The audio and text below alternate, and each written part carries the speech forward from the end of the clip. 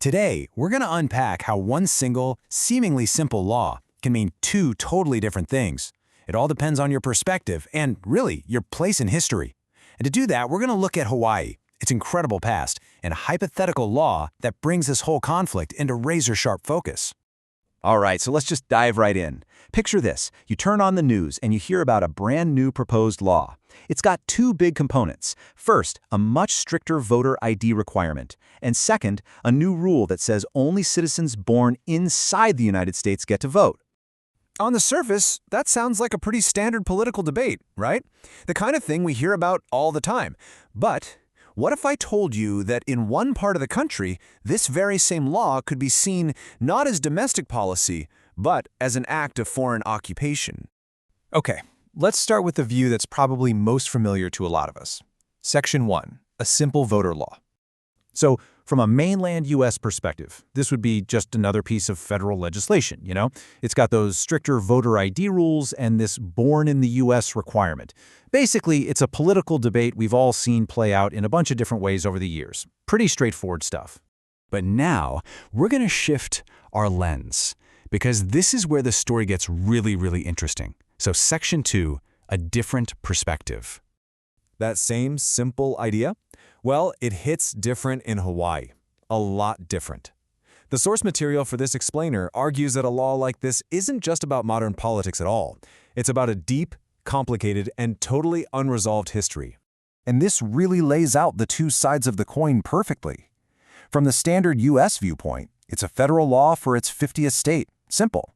But from the viewpoint in our source material, it's seen as a foreign law being forced on them by an occupying power.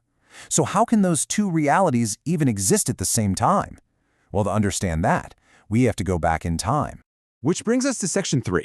And this is a fascinating idea, the kingdom that never ended. Now this symbol you're seeing, the royal arms of the Hawaiian Kingdom, it's not just some historical relic collecting dust. For advocates of Hawaiian sovereignty, this represents a nation, a country that they argue still legally exists today. And this all hinges on a really crucial legal concept: country in full legal continuity. Let me break it down. The argument is basically that the Hawaiian Kingdom, as a sovereign state, never officially signed away its own existence.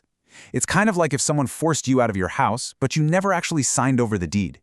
The government was gone, but the country itself, they argue, never legally stopped being a country. This entire argument traces back to one single massive event. The source contends that way back in 1893, the United States military was directly involved in the illegal overthrow of the recognized sovereign government of Hawaii. This wasn't a treaty, it wasn't a sale. The source calls it a belligerent act, which is basically an act of war that has never, ever been legally corrected. And that historical event isn't just stuck in the past. It has had direct, real-world consequences, especially when it comes to the simple act of voting. Which brings us to Section 4, a vote, a voice. This timeline really shows what the source describes as this continuous pattern. It all kicks off with that overthrow in 1893. Then you jump forward 66 years to 1959, you get this huge vote on statehood where, as we're about to see, a very key group was left out.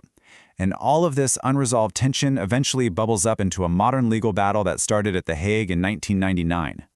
So let's zoom in on that 1959 vote for a second. When the question of Hawaii becoming a U.S. state was put on the ballot, the only people allowed to vote were American citizens.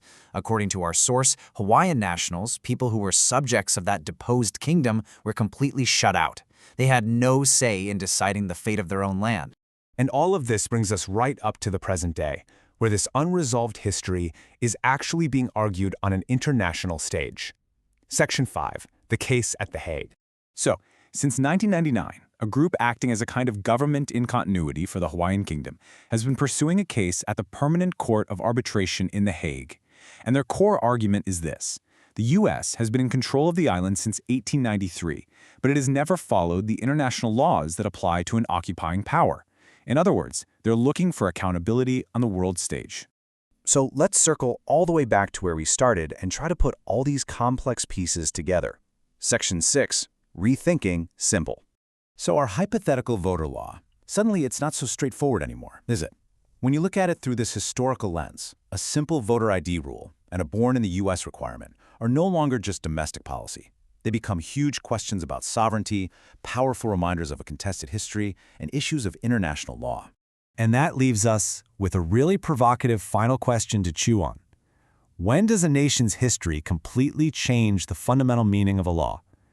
This case challenges all of us to see how a simple rule in one context can be a profound symbol of a long, deep grievance in another. It's a powerful reminder that history, well, it's never really in the past, is it?